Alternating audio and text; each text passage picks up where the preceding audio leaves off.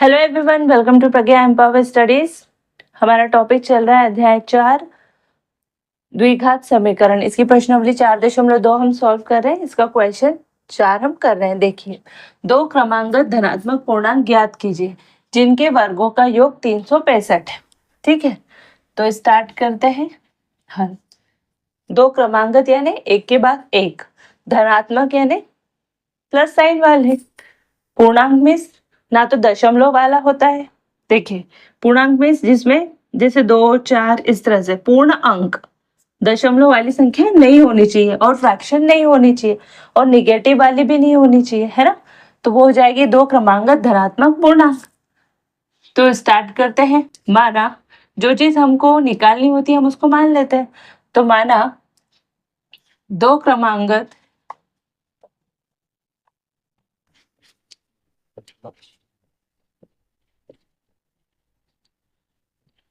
पूर्णांक x तथा x+1 है। जैसे अगर 3 होगा, एक संख्या 3 तो दूसरी संख्या होगी 4, एक 5 होगा तो दूसरी 6 होगी, एक 10 होगा तो दूसरी 11 होगी, एक 8 होगा तो दूसरी 9 होगी, है ना। पहली 8 तो दूसरी 9। क्रमांकगत ही एक के बाद एक आने वाली, इसलिए x होगी तो दूसरी क्या होगी, x+1। ठीक है, अब प्रश्न अनुसार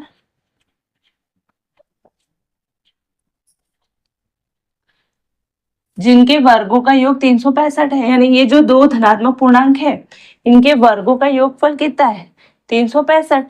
तो x का वर्ग प्लस x+1 का वर्ग, इनके वर्गों का योग, x का वर्ग और x+1 का वर्ग, इनके वर्गों का योग कितना है, 365। बस अब इसको सॉल्व करेंगे तो हमको एक द्विघात समीकरण मिल जाएगा। तो सॉल्व करो, ये क्या हो जाएगा, ये एक सर्व समीकरण है। a+b का होल स्क्वायर इक्वल टू क्या होता है, a² plus b² plus 2ab। अगर यहाँ हम a x को मान ले और b 1 को मान ले तो ऐसा होगा, x का स्क्वायर प्लस 1 स्क्वायर तो 1 ही हो जाएगा, प्लस 2ab 2xb, b क्या है 1 तो 2x हो जाएगा, इक्वल टू 365। ठीक है, इसको आगे सॉल्व करेंगे तो क्या होगा, x², ये x² प्लस x² 2x² है ना, और ये क्या हो जाएगा 2x प्लस 1 और ये 65 इधर आ जाएगा, है ना, तो माइनस का हो जाएगा। चलिए आप एक स्टेप और सॉल्व कर देते हैं, है ना। ये क्या होगा, माइनस के ये 2x² plus 2x plus minus 364 equal to 0, ऐसा हो जाएगा, है ना। अब इसमें से 2 कॉमन निकल सकता है क्योंकि इसके लास्ट में 4 है तो ये भी 2 से डिवाइडेड है, तो 2 कॉमन निकालो। तो 2 कॉमन निकालने से x² प्लस x, 2 एकम 2, 2 8 16, 2 दूनी 4 इक्वल टू 0। ये 2 इसके नीचे जाएगा तो क्या हो जाएगा, 0 हो जाएगा। तो x² plus x minus 182 equal to 0। तो ये हमारे पास एक समीकरण आ जाएगा, इक्वेशन मिल गई हमको। अब इस इक्वेशन को हम गुणनखंड विधि से सॉल्व करेंगे। तो आप ऐसे लिख सकते हो हमेशा, समीकरण ए को गुणनखंडन विधि से हल करने पर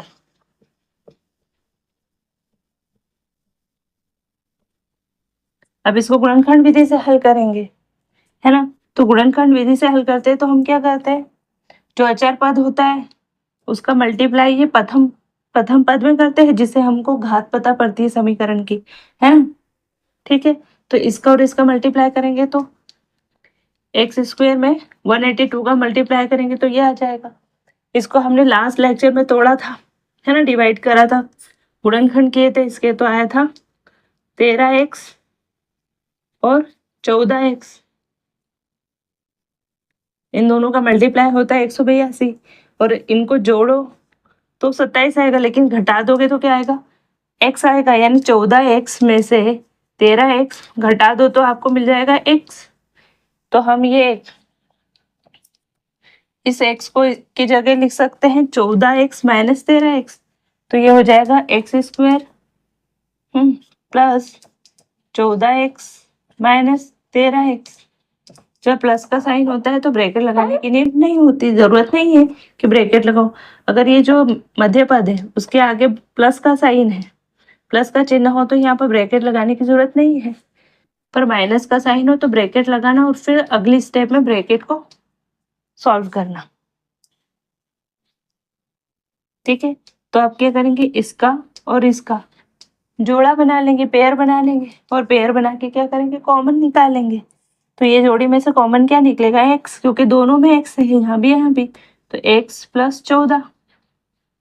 और इस जोड़े में से क्या कॉमन निकला, -13, तो यहाँ बचा x, और ये -13 को -82 से, ये -82 को -30 से भाग दोगे तो आप क्या आएगा, +14, क्योंकि जब आप इसका -13 का ये +14 में मल्टीप्लाई करोगे तो -182 आएगा, है ना। चिन्हों का पूरा ध्यान रखें। तो ये क्या हो जाएगा, 0। अब इसमें से कॉमन क्या निकल रहा है, ये दोनों पद, अगर हम ये पद देखें और ये एक पद देखें तो इसमें से कॉमन क्या निकल रहा है, x + 14 दोनों साइड से है ना, तो दोनों साइड से ये कॉमन निकल जाएगा।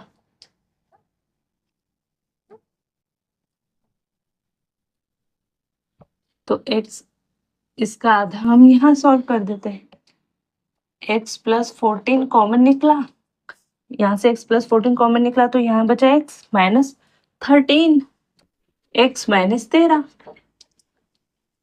बराबर 0। ठीक है, अब ये समीकरण 0 कब होगा, समीकरण के मूल निकालने के लिए हमको या तो इसको 0 के बराबर करना पड़ेगा, इसको, या तो ये 0 हो या तो ये 0 हो। तो पहले हम x + 14 को 0 रखते हैं, तो x का मान क्या लिखेगा, -14। अब एक बात बताइए कि यहाँ क्वेश्चन में क्या पूछा है, दो क्रमांक धनात्मक पूर्णांक, धनात्मक बोला है तो आंसर में ये ऋण आना चाहिए क्या, नहीं आना चाहिए, मतलब ये तो हो ही नहीं सकता, है ना। तो ऐसे लिख सकते हैं यहाँ पर, यह हल नहीं हो सकता। तो उत्तर x बराबर -14 तो नहीं होगा, तो अब हल क्या होगा, x -13 बराबर 0 करो, तो यहाँ लिखो, अब x -14 बराबर 0 करोगे तो x की वैल्यू क्या आएगी, 13, क्योंकि इधर जाएगा तो धनात्मक हो जाएगा। हमको क्वेश्चन में क्या पूछा है, दो क्रमांक धनात्मक पूर्णांक ज्ञात कीजिए, दो क्रमांक धनात्मक पूर्णांक ज्ञात करना है। अगर हम इसको लेंगे तो ये तो माइनस हो गया, ऋणात्मक, तो ये तो आंसर नहीं हो सकता। तो आंसर क्या है, 13। अतः दो धनात्मक, ऐसे लिख दो, क्रमांगत धनात्मक पूर्णांक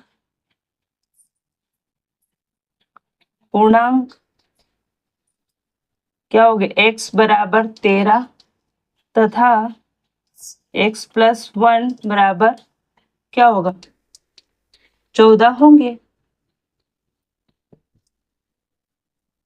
ठीक है, x = 13 होगा तो x + 1 क्या होगा, 14। तो धनात्मक पूर्णांक क्या हो गए, आंसर जो हमारा होगा धनात्मक पूर्णांक वाला 13 व 14, यही हमको ज्ञात करना था। ठीक है, तो दो क्रमांक धनात्मक पूर्णांक पूछे तो पहला, अगर एक संख्या x होगी तो दूसरी क्या होगी, x + 1, बस।